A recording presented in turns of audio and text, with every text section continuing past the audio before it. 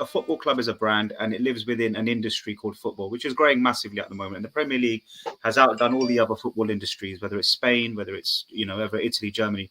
Now, the thing is, when you look at income of a football club, it comes from three places, doesn't it? It comes from your seat sales, which is your tickets, your match day income, your beers and your pies and whatnot.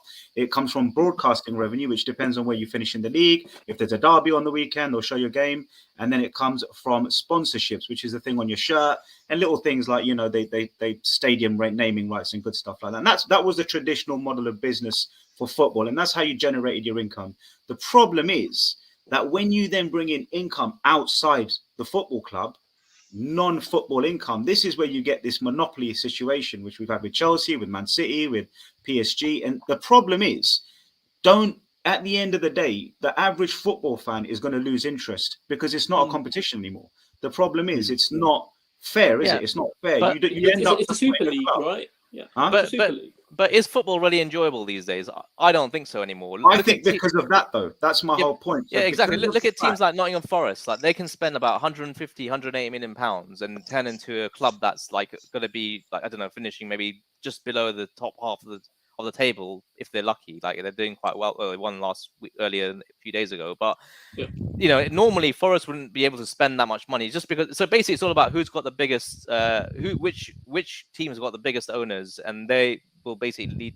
But you know whose fault it is, Ricky? It's not Man City's fault. It is their fault for not putting their papers on the table, yes, but it's not their fault in terms of they didn't ruin the Premier League or ruin football or competition. The people that ruined the Premier League is the FA and UEFA, because they set the boundaries in the beginning to say this is what you cannot do. The fit and proper test only came in after Man City and a couple of other acquisitions. Where was that before? Why are we opening the gates to this business without doing proper checks? Would you sell your home to somebody without checking financially if they could buy your home before you even sell it to them? So the thing is, the Premier League, the reason they've done this, and this is my view on it, and I might be completely wrong, they want the best players here because they want to grow this brand. They want to export this product all over the world, and they can only do it with the best players in this league. If they don't do it, then they're not going to export the product. And the only way they're going to get the best players in this league is with corrupt money, quick money, easy money. And that's what Man City did. They bought in Aguero, they bought in Balotelli, they bought in Mancini,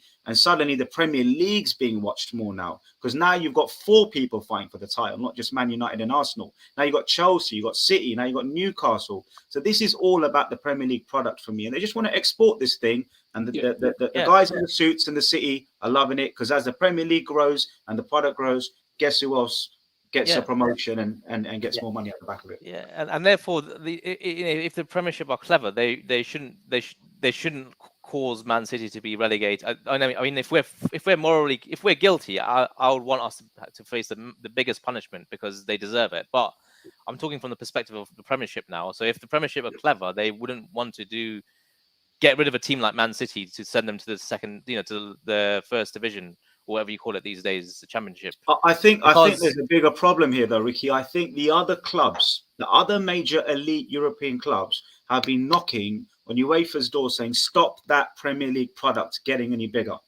We can't have it getting any bigger. We're spending we spend in transfer windows 80% above most other leagues.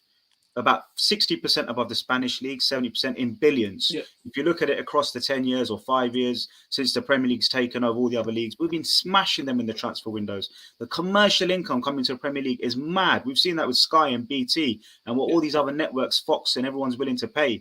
But the reason they let it happen is because they want the best players here. And the only way they're going to get the best players here is to let Man City be taken over by Sheikh and to let Newcastle be taken over Sheikh. Because how the hell Man United can only buy 25 players. You can only have so many players in a squad. So there's a bigger problem here in football. There's a poison at the top. But Man City are now, the Premier League are looking at Man City now saying, shit, Real Madrid, Barcelona, PSG, Inter, Juve, they're all getting left behind the Premier League. We literally go to their leagues now and get their best players. We used to go in the Championship and you get the odd international player. Now it's the other way around. So I think it'll be...